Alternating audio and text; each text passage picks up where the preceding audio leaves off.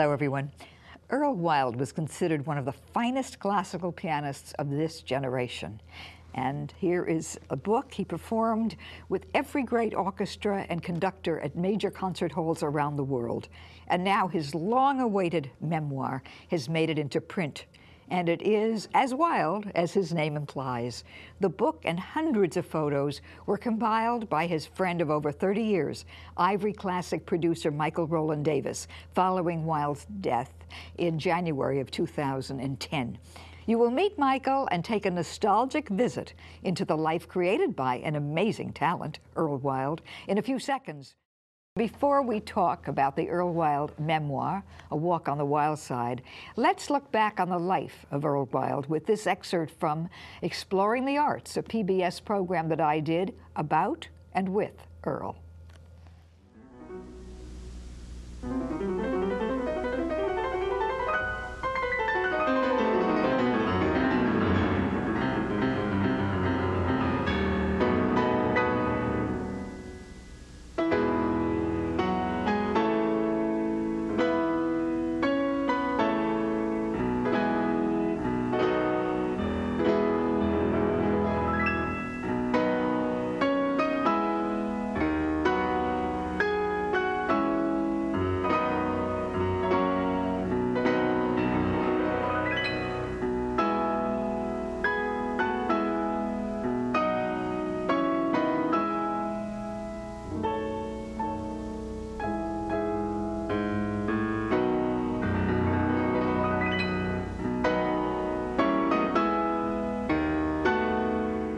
Wild is called the last of the Romantics, the world's ultimate piano virtuoso, and considered the finest interpreter of the composer Franz Liszt. Mr. Wild was born in Pittsburgh, Pennsylvania in 1915 and began his romance with the piano at the age of 3. In his teenage years, he began composing music, and he began working for NBC as the staff pianist also while in his teens. In 1939, he was the first pianist to perform a recital on television. During his 8 years with NBC, Mr. Wild played with the NBC Orchestra under the direction of Arturo Toscanini. In 1942, Toscanini invited him to perform Gershwin's Rhapsody in Blue. This successful collaboration made Earl Wild a household name. After serving in World War II, he moved to the ABC network, where he was the staff pianist, conductor, and composer until 1968.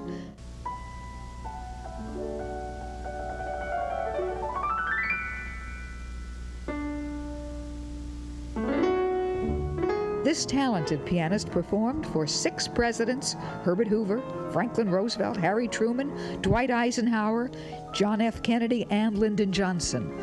Wild played for John F. Kennedy's inauguration and performed for audiences around the world. In 1997, he was the first pianist to use the internet to stream a video performance to his audience.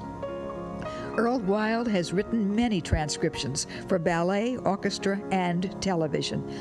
His collection of recordings include 30 concertos and 151 solo piano pieces. In 1997, he won a classical Grammy for his 80th birthday CD, Earl Wild's Piano Transcriptions. At 91, he received the Recording Academy's President's Merit Award during the Grammy Salute to Classical Music at Walt Disney Concert Hall in Los Angeles. And now he is helping talented pianists by conducting master classes for selected students at his Palm Springs home. So let's go inside and talk to the world-renowned classical pianist, Earl Wild. I think I am in the only home in California, perhaps, or certainly in Palm Springs, California, that has 2 concert grand pianos in the living room. We are with Earl Wild, who, of course, is one of the most distinguished pianists of this generation, one of the greats. Oh, that's very kind, thank you. Well, you are, Earl, and you know, I listen to KUSC a lot, and anytime they play your music, they always speak the last of the Romantics. Yes. And, you know, where did that title come from? Because of the wonderful Liszt and the Romantic music? Yes. Well, I always loved Liszt. I liked all the Romantics. I liked Chopin, all of them. But Liszt had something special. And of course, it's all about Earl. in this book. Michael, you spent so much time with Earl, and you also were produced Yes. many of the later recordings through Ivory Classics, and you still are, right? Yes, I am still recording and producing some live recordings of Earl's discs. Right, and also Ivory Classics actually produced this book? I mean, Earl wrote it. But yes, the Ivory Classics Foundation presented. I tried to get publishers to produce it, but they wanted to cut it down by half. Well, it's a big book. It's 900 pages. And it's a huge book, but he had a huge life. That's true. So I didn't want to do 2 volumes. You know, Arthur Rubinstein did 2 volumes, and it never works. I needed 1 volume where it had everything so that libraries would have it and everybody would have everything in one spot. Yeah, and of course his life was so colorful. I mean, one of the things we talked about in the interview was when early in his career, he was a pianist at the Metropolitan Opera House, and he has wonderful auditions stories. of all the singers, wonderful stories. The great opera singers of our time. Yes, and some of the auditions, which were really, at that time, it was when Bing was the head of the Opera House. Yeah, and Rudolph Bing. Rudolph Bing, they could not do it on the stage of the Metropolitan Opera House because it cost, I've forgotten what the number was, but like $5,000 to raise the curtain. So they did it in the Guild Room. So they had this distinguished panel, and they had Earl at the piano, and the singers would come in and they would sing, and they would say, well, thank you very much, and leave. Well, they had to pay something, I believe, so that they wouldn't just have anybody. Well, this one man came in, he had a satchel with him and an overcoat, and he took off his overcoat and turned his back to the panel, and Earl saw him reach into his pocket and take a swig of some liquor.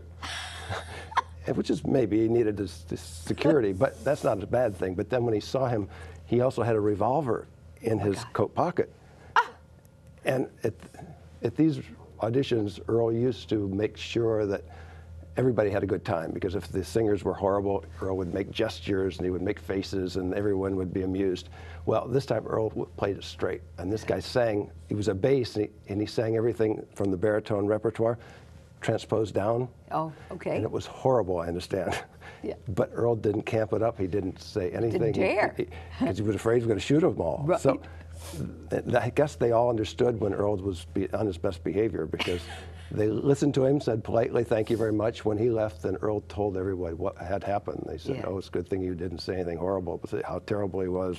That's just amazing. But I guess in those days, you can get in. There was no security. No, because who would ever expect anything like that? It's just incredible. Yes. Well, and of course, he really performed, of course, all over the world and with every great conductor. Yes. With symphonies all over the world, as well as his own. All the great conductors, and he knew all the great composers. Yeah. He was friends with Samuel Barber and Aaron Copland and Giancarlo Menotti and all the famous composers of the period. Yeah. And he was a composer as well. But I know, and he did great arrangements to very famous works as well. He made his own piano transcriptions, plus he also made his own original compositions and performed them on the radio quite a bit. I found in 1939 a radio tape of him playing his own piano concerto, which he had lost over the years. He'd lost the music, so he never had a record of it. And I found it in the Library of Congress, and I was able to get it and put it out on CD. We updated the sound and brought it. He was so pleased, because after 50 years, he heard himself playing his own piece. And that's amazing. Yes. Really amazing. And the later years, of course, he was doing these master classes right here in Palm Springs, which people didn't realize. He was a good teacher. He taught a lot of his life. He started in the 60s teaching at Penn State, then he went to Eastman, and then he taught at Juilliard, and then Ohio State, and then Carnegie Mellon, all within a span of like 30 years, and taught privately also as well. Okay, Michael, we're going to return to you. We're going to hear more about Walk on the Wild Side, of the memoir of Earl Wild. But first, these messages. After Earl passed away, you compiled all these pictures and everything. You'd written the book. Earl and I have been working on this memoir since the early 70s, mid-70s. Nice. We started, and we didn't have much time because of his full life of a career and teaching and performing and recording.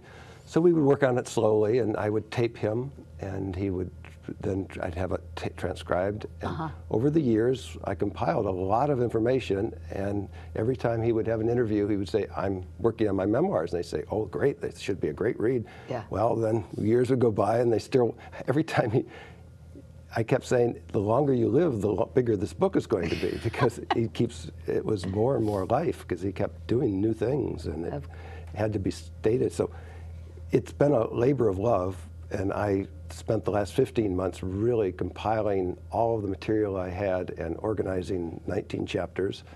I have there's limericks. Earl loved to write limericks, and he always wrote them on the back of barf bags on the airplanes. I'm going to and from here to there. to and from concerts. Yeah. And he didn't have any paper. He'd pull it out of the seat, and he'd say, do you have a pen? And he'd scribble these things down, and I would save them, and I copied them down, and they're wonderful. And so I decided to include those and a CD in the back. Yeah, the CD is wonderful. And what is the CD? Which one of his concerts? It's material that has never been out before. I did not use anything that has been on disc. 45 minutes is an interview, actually, from a radio interview he had in Columbus, Ohio. I think it was when he was 88. Amazing. 2003, I believe it was. And it was a wonderful interview. It went longer than an hour and a half, and I edited it down to 45 minutes, talked about so many wonderful things. I thought it was important to put that in. And some of the pieces he played in his 90th birthday concert in Amsterdam in 2005, I included those as well. And then also there was one encore from Carnegie Hall that he did in 1981, a Chopin ballade that had never seen light of day, and it's so romantic. I thought it really deserved to be out, and it was a good representation of his playing. Well, as I said in the PBS show, he was considered, they would always refer to him on KUSC or any radio show, the last of the romantics. Yes. He used to laugh about that, because I'm sure he did. Said, as soon as I die, there'll be another last of the romantics. That's cute. And I can remember going back, he was so great at every composer but Liszt, which he thought was special. Yes, he did love Liszt. I can remember Liszt, Rachmaninoff, and he was well known for Gershwin as well, but he played everything. He played French music, he played contemporary. Well, he did the Mexican hat dance, am I right? Oh, yes. I remember that. We go back a long ways. I've known you for 40 years. And yes. Earl, I think, knew you longer than that, a couple of years even longer than that. And there's a whole one chapter just on early Palm Springs in the 70s. I looked through that, and I love it. And anybody from Southern California who either has moved here or visited from other places, he really describes what Palm Springs was like. Yes. And what it was like culturally, or yes. not culturally. Not so culturally. Yeah, at that time. At the Palm Springs Museum it was when he moved into the new museum. Yeah. And he was the first musical director, and he had festivals there, piano festivals, and he actually composed a piece for the opening of the Annenberg Theater. Yeah, yeah. So a lot of it's history. a lot of nostalgia, and really a good read. Because, yes. And he was so much fun to talk to because he was so funny. Well, he didn't really talk about music to people. Oh no. And we were sitting on airplanes. If someone asked him what he did, he said, "I'm in plumbing." He never would tell what he was so down to earth and he had an ego inside, but he didn't show the ego. He was not the great artiste that played the game. Yeah. Well, and also his love of the music and his love of working with young people. Oh, he loved that. And yes. I know, for instance, one of his students, Slade, is going to give a concert in well, not in Steyr, Austria. Yes. Right? This summer? This summer, yes. Yeah. And Hebe's Steyr. He had a lot of students who have continued on to play very well. I keep hearing from them. They email me and they tell me I can remember exactly what he told me to do, and I'm so pleased that he was able to put his finger on what you needed to do to make your playing better. Yeah, there was a memorial for Earl at the Annenberg Theater last November. at the Palm Springs Art Museum, and several of his students played, and they, of course, were magnificent. Yes. Yeah. Yes, I was very pleased that they came and offered to play. Yeah. Well, I would think him. now had you been in music before you met Earl at all? I played the cello for about 10 years during my formative years, from like 8 to 18. So and then how did you move into the production? Because you're very good at that. I enjoyed it, and I worked with Earl in terms of, I was his business manager and his record, well, I was not the record producer at the beginning, and then when he would do recordings, I would always be in the studio helping. Yeah. And one day we were getting ready to make a recording, and I had organized a producer and the location, and the producer had, I think he was in an automobile accident, and he canceled. And I said, well, what are we going to do? Who are we going to find? We've got this all lined up. Earl said, you can do it. Why don't you do it? I said, well, I've never done it. Well, you've always done it in the past. You've always stood there. You know exactly what to do. So as soon as I did that, I realized that's really was what I wanted to do. I really loved it. And so for the next 25, 30 years, we made another 50 discs. Right. And he pushed me to get into my own record label, because he said, you really, now that you are a producer, instead of licensing your material to other companies, you really should have your own label. And I said, well, maybe. And he said, no, not maybe, do it. And I did. So what are you doing now? Are you going to keep Ivory Classics? I am. Yeah. I'm also a music publisher. I publish all of Earl's transcriptions and original compositions. I'm ASCAP publisher. And I will continue with Ivory, with probably recording young pianists and bringing out more of Earl's live concerts that have not come out as yet. That have not been actually recorded. Yeah, we've released a lot of his live ones, but there's a lot more yet, and even another DVD of more television material. Well, I mean, there's a tremendous amount that's already out. It's just amazing. I mean, he has hundreds of discs out already, Right. but there is more. Yeah, and every bit now, you cover everything in here. His early days, his Palm Springs, but also into the later years and the various concerts all over the world. Yes, all the different So I would countries. think anyone who would read Walk on the Wild Side, and I love that his name is Earl Wild, and yet he was a wild man. His humor was I've heard wild. some people so say I that love the title. They're calling them the Wild Chronicles now. Yeah. I That's like that great. idea too. But yes, you don't really even have to be a musician to enjoy this book. No. Because he does talk about the music, but he talks about the music the way it's informative, and about people. When he was in New York, he met all the actresses and all the actors. He met all the great writers in France, Colette, Sartre. I mean, he talks about architecture, because he was a well-rounded individual, and it's all in there. It's not just like Rubinstein, what he had to eat in 1913 for lunch, and what kind of wine he drank. And he didn't get into that kind of detail. He was just talking about people he met and the funny stories that happened, and he had a lot of funny stories. He certainly did. Just a joy to be with Earl. You never knew quite what he was going to say. No. But you knew he was always going to play beautifully. And he loved jokes, but he was a different person. Off stage, he was, people say, oh, you should have your own television show, because he was so open. But on stage, he was focused, and it was like you expected him to turn around like Victor Borge and crack a joke and go back and play again, but no, he was very serious when he got on stage. Well, it was a great thrill for me to be at the concert when he won the classical from the, I want to say the Grammys, but in 2008 when he was 92, yes. 92, and he hadn't played in a profession. I mean, he hadn't not touched the piano almost for 2 years, and he decided to go back and play for 15 minutes. So every day he would practice. He had macular degeneration, so he really could not see, and because he couldn't see, and he was weak, and he was losing weight, but he forced himself to but rework two Chopin pieces, and he played beautifully. Magnificently. Yes. And when he came on stage, because he had the immaculate he couldn't degenerate. see. You were actually leading him. Yes. But the moment that he sat down, he knew that keyboard so well. He was at home. Yeah, totally. Well, since 3 years you would old, never he was know playing the piano. that he couldn't see it. He actually could have played on another hour. Yeah, I think so, and I think everybody would have loved to have heard that. He was really at home. Yeah, yeah. Because he had an audience. Because when you're always in front of an audience, when you get on stage and you're in front of an audience, again, it's like that's what you're there for. Yeah. And he's an entertainer. One of the things that was, to me, quite wonderful about Earl was he was definitely, I will say, a purist.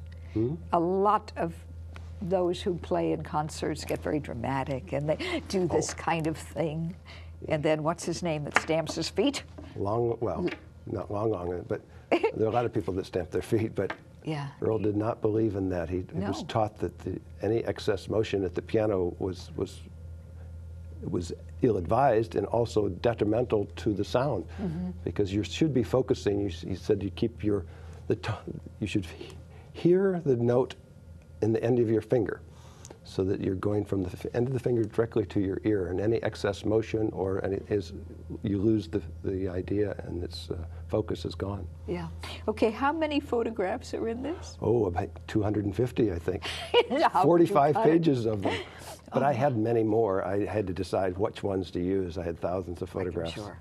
And I have pictures when he was a baby in his father's arms, and all kinds of, when he was 14 in front of his Model T Ford. I mean, all kinds of fun photographs with a lot of great composers and conductors. And it was fun finding them and organizing them. And there's also, those pictures do include back to Palm Springs also. Oh, yes. We have lots of pictures of Palm Springs, and Fritz Lowe is in there. You are in there. Yes. We have Herbert Tour, which I'm sure people might remember from the Palm Springs Museum. And there's the tour gallery, I think, at the Palm Springs Art Museum, so there could be people who did not know him, but are now connected with the museum and probably wonder who Herbert Tour is. They could read this and find out. That's right. Yeah. It's a great book. Where is it sold? All over? Or at the moment, it's available on the website on the earlwild.com. www.earlwild.com. Or ivoryclassics.com. They're both synonymous and reciprocal. But in terms of Amazon.com, probably in 2 to 3 weeks that will be I know available. it just came out, It so just this came is out last early week. in the career of this wonderful book. Yes. Right. And, but you said you're getting orders. You've been sending them. I know you've been packing them up. Very much so. The Isn't first that week, wonderful? hundreds, yes. That's amazing. It really People is. have been waiting for this. I've been getting emails, when are they coming out? I mean, because it's a long time coming. It really shouldn't have taken this long, but it just was such a job. Well, and now that Earl is no longer with us, what a wonderful tribute to Earl that this will continue. That was one of the last things he told me. Yeah. Get the book out. Yeah. Well, you certainly did. And I know you worked on it very hard. Yes. And I want to thank you for being here. Thank you. I enjoyed it. And I do hope that you will check the website, and was www.earlwild.com or www.ivoryclassics.com, because you will be very glad you did. I want to thank you for being with us, and don't forget to tell your friends that they can see this program at any time on Time Warner Local on demand 24/7, and we will see you here next time, so please be with us.